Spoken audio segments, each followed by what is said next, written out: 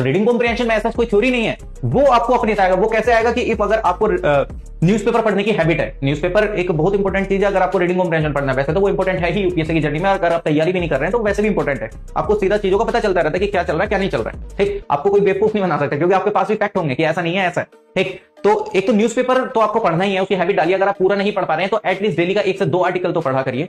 उससे आपका क्या होगा कि आप समझ सकते हैं, क्योंकि जो रीडिंग कॉम्प्रिहेंशन में जो आर्टिकल आते हैं या जो कुछ भी पैराग्राफ आता है, वो कई बार क्या होता है, कई बार क्या मैक्सिमम टाइम आपका सीधा वहीं से ही आता है, न्यूज़पेपर से, ठीक। तो उससे क्या होता है कि आपकी एक अंडरस्टैंडिंग बन जाती है कि आप लैंग्वेज को समझ पाते हैं कि वो क्या कहना चाह रहा है क्या नहीं। अब आप वहां पे सीधा बैठे हैं और आपको समझ ही नहीं आ रहा कि भाई पहली लाइन में क्या बोल दिया इसने। और हिंदी तो आप पूछो ही मत, यूपीएससी की माशाल्लाह पता नहीं क्या ही होती है वो, ठीक। हिंदी में भी वो इतना ज्यादा डीप चले जाते हैं। अगर आप सोचते हैं कि आप इंग्लिश में नहीं समझ पा रहे तो आप हिंदी पढ़ लेंगे, तो आपको लगेगा कि यार इससे बेहतर है कि मैं इंग्लिश वाला ही हूं, मैं इंग्लिश पढ़ ले रहा हूं। हिंदी वाले स्टूडेंट खुद नहीं समझ पाते हैं कई बार कि वो शब्द लिखा क्या है, वो ट्रांसलेशन ही पता नहीं किस लेवल का होता है। शायद आपको पता भी होगा कि नहीं कि यूपीएससी मेंस में पिछले ये जो अभी का जो ऐसे आया था उसका ट्रांसलेशन पता नहीं क्या ही कर दिया था, वो मैथमेटिक्स म्यूजिक वगैरह करके एक ऐसे था, ठीक। तो इसलिए ऐसा नहीं कि आप ये सोच लेंगे कि मेरे को इंग्लिश नहीं आती मैं हिंदी पढ़ के कर सकता हूं, नहीं, तब और आपके लिए डिफिकल्ट होगा, क्योंकि एक तो आपको वैसे हिंदी नहीं आती है और वो आपने पढ़ लिया तो आपको शब्द का मतलब ही नहीं पता चलेगा है क्या कि नहीं, ठीक। तो आपको कॉम्प्रिहेंशन के लिए सबसे जरूरी क्या है कि आप न्यूज़पेपर पढ़ेंगे। और भाई आपके अगर आपने इस पर फोकस नहीं दिया तो आप 30 से 40 मार्क्स गवा सकते हैं। मैं बोल रहा हूं 30 से 40 में से भी आप 30 से 40 नहीं लेकर आ रहे हैं, 20 से 25 से लिया, 20 से 25 मैथ में लिया, 20 से 25 उसमें लिया, तो कुल मिला के आप क्वालिफाई कर सकते हैं। तो यानी कि ये भी एक ऐसा सेक्शन है कि आप इसको पूरी तरीके से नेग्लेक्ट नहीं कर सकते हैं। मान लीजिए कि मैथ जो है वो मतलब 2023 की तरह ही आ गई, बहुत ज्यादा मतलब एक क्वेश्चन जो उनमें टाइम लग रहा है सोल्व होने में, रीजनिंग के भी इस तरीके से आगे, तो तब आपके पास क्या है क्वालिफाई करने के लिए, तो तब आपके पास एक जरिया यही बचेगा ना।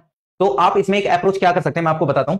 देखो आप सिंपल कुछ नहीं करना, आप पिछले 10 साल के क्वेश्चन पेपर उठाना यूपीएससी के सीसेट के, 10 साल के यूपीएससी के सीसेट के क्वेश्चन पेपर उठाना, उसमें आप रीडिंग कॉम्प्रिहेंशन सॉल्व करना। मान लीजिए कि 27 क्वेश्चन है, तो आप डेली डेली एक एक पेपर सॉल्व करिए 10 दिन में, 27 पैसेज मतलब हर एक ईयर के हो जाएंगे। यहां पे लिखिए अपने आंसर, यहां लिखिए यूपीएससी के आंसर। अब आप उसमें मैच करिए। मान लीजिए कि आप किसी एक पैसेज के अंदर में 2 ऑप्शन में फंस गए हैं, ए और बी।